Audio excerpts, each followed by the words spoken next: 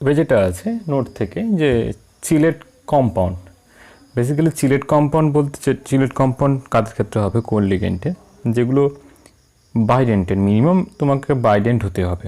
মানে চিলেট বলতে বেসিক্যালি একটা লিগেন্ড যেটা একটা মেটাল সেন্টারকে কোঅর্ডিনেট করে থাকবে দুটো হাত দিয়ে, মানে যদি একটা মানুষ হিসেবে ধরা হয় যে দুটো হাত দিয়ে মিনিমাম একজনকে ধরে রাখা হয়েছে। তো চিলেটের প্রেসার এফেক্টটা কী জিনিস হয় না, ওই কম্পাউন্ডগুলো স্টেবিল হয়। স্টেবিল কিসের জন্য হয় না, তুমি ধরো তোমার ওই যে একজন, তুমি যেহেতু ধরে আছো কোনো একটা সাবস্টেন্সকে, কোনো একটা মেটাল সেন্টারকে দুটো হাত দিয়ে, তোমার একটা সাইড যদি সরিয়ে নেওয়া হয়, নেক্সট কী হবে, তুমি ওই হাতটা সরিয়ে দেওয়া হয়েছে, ওই যে ব্যাকওয়ার্ড মোশনটায় তুমি যে পিছিয়ে এলে, ওর যে ফরওয়ার্ড মোশনটা আসবে জাস্ট, মানে যেরকম করে ক্রিয়ার বিপরীত প্রতিক্রিয়া থাকে, তুমি যেরকম করে ভেঙে গেলে সেরকম করে পিছিয়ে এলে, ওইটাই যখন আবার ওইদিকে দুলে চলে যাবে, আবার ওখানে গিয়ে অ্যাটাচ হয়ে যাবে। তো যার জন্য হয় কি না, চিলেট কম্পাউন্ড স্টেবিল হয়। এবার চিলেট কম্পাউন্ড হতে গেলে তাহলে মিনিমাম দুটো হাত থাকতেই হবে, যেটা আছে when a bidentate or polydentate ligand simultaneously occupy two or more coordination position, হতেই হবে মিনিমাম। তোমার বাইডেন্টেড হলেও তোমাকে হয় দুটো ধরতে হবে। তুমি যাদের ক্ষেত্রে ফ্লেক্সি ডেন্টিসিটি হয়, যে অনেকগুলো ডেন্টিসিটি থাকে কিন্তু সবগুলোতে কোঅর্ডিনেট করে না, তো তাদের ক্ষেত্রে বলা হচ্ছে মিনিমাম তোমার ডেন্টিসিটি বেশি থাকলেও তুমি যখন কোঅর্ডিনেট করছো মিনিমাম যেন দুজনকে কোঅর্ডিনেট করে থাকো। Two or more coordination position of the same central metal, একই মেটালে যে কোনো দুটো সাইডে, মিনিমাম দুটো সাইডে তোমাকে অ্যাটাচ হতে হবে metal ion, and a complex is formed containing a ring structure. Such ligand are called chelating ligand and the complexes are called chelated complex. এখানে যে চিলেট কমপ্লেক্সটা এক্সাম্পল আছে, কপার নিয়ে নেওয়া হয়েছে, কপার 2+, তার সঙ্গে ইএন নেওয়া হয়েছে, দুটো ইএন, ইথিলিন ডায়ামিন। এটা যদি এখানে মেটাল সেন্টারটা কোঅর্ডিনেশন 4 ছিল, তো এখানে দুটো বাইডেন্টেড লিগেন্ড এসে কোঅর্ডিনেশন স্যাটিসফাই করে দিয়েছে। তো এই যে কমপ্লেক্সটা তৈরি হয়েছে এটাকে বলা হবে চিলেট কমপ্লেক্স, আর যে লিগেন্ডগুলো এটা তৈরি করেছে সেই লিগেন্ডগুলোকে বলা হবে চিলেটিং লিগেন্ড। ওকে, নেক্সট যে চিলেটিং লিগেন্ডগুলো আছে মিনিমাম হতে বাইডেন্টেড তোমাকে হতেই হবে। এটা এসি অ্যাসিটাইল অ্যাসিটিনেটো, তারপর অক্সালেটো আছে, ইথাইল ডায়ামিন আছে, গ্লাইসিন আছে, আচ্ছা এগুলো সবই এখানে আছে। মিনিমাম তোমাকে দুটো হতে হবে। এটা ইডিটিএ, একে H4 করে দেওয়া হয়েছে, না এমনি ইডিটিএ হলেও আসবে।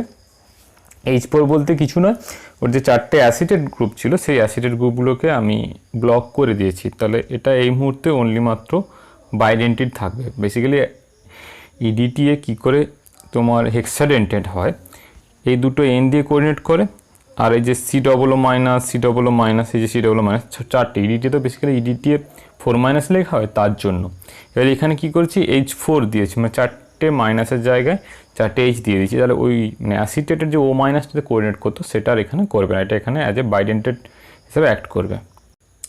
এখানে কিছু এক্সাম্পল আছে চিলেটস বলতে বোঝানো হবে চিলেট কমপ্লেক্সের এক্সাম্পল আছে। CONA3 আছে, এখানে কোবাল্ট +3, বেশিরভাগ ক্ষেত্রে কোবাল্ট +3 থাকে, কোবাল্ট +3 এখানে 6 কোঅর্ডিনেট। এবার একটা কথা বলে রাখি, এটা ভালো জায়গা না, কোনো ইএন তো ছোটো, ইএন কখনোই এরকম হবে না যে একটা পজিশন এখানে এন থাকবে আর একটা পজিশন ট্রান্স, মানে সেম লিগেন্ডের একটা সেম লিগেন্ড কখনো ট্রান্সে থাকবে না নিজেদের মধ্যে, সবসময় পাশাপাশি থাকবে। শর্ত মানে এরকম ভাবতে পারে N:2 এখানে দিলাম, একবার ওখানে দিয়ে দেবো, তো ওটা পসিবল হবে না, পাশাপাশি থাকতে হবে।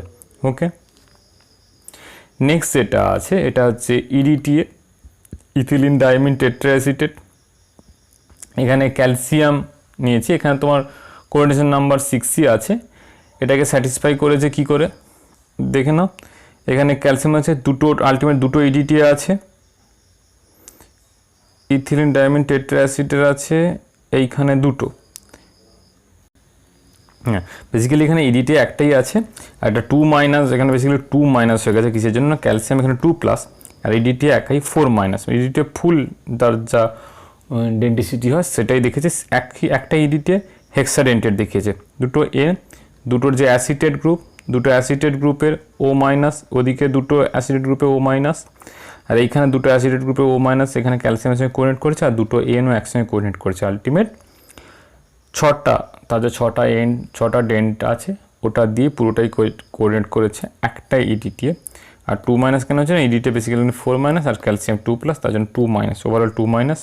আর নিকেল ডিএমজি, এটা একটা নিকেলের, যখন আমি কোয়ালিটিভ অ্যানালাইসিস করা হয় তখন নিকেলের ক্ষেত্রেও এটা ভালো হয়, নিকেল একটা কোয়ালিটিভ টেস্ট দেয়। আর তাছাড়া নিকেলের যখন কোয়ান্টিটেটিভ অ্যানালাইসিসও করা হয় তখন নিকেল ডিএমজি প্রেসিপিটেট করে সেখান থেকে নিকেলের এস্টিমেশন করা হবে।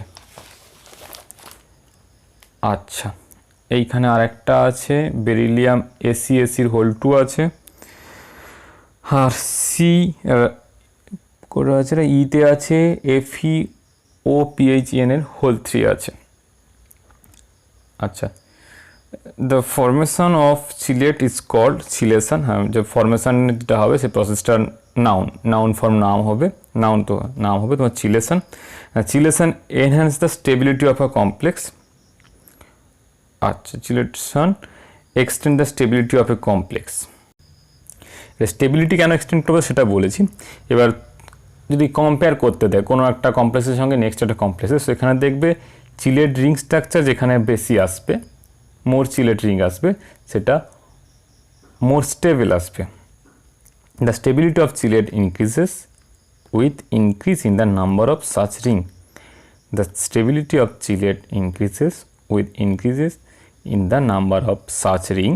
The chelate containing alternate single and double bond are even more stable, মানে যেরকম করে তোমার রেজোনেন্সের ক্ষেত্রে আসে।